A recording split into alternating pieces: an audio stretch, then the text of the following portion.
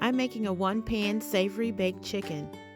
Here's what you'll need. This is what is in the box. Those seasonings, as you can see, are also available in jars.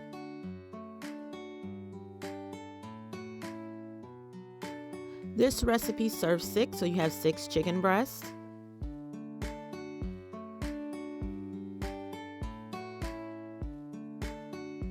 Add lime juice, soy sauce, onion seasoning,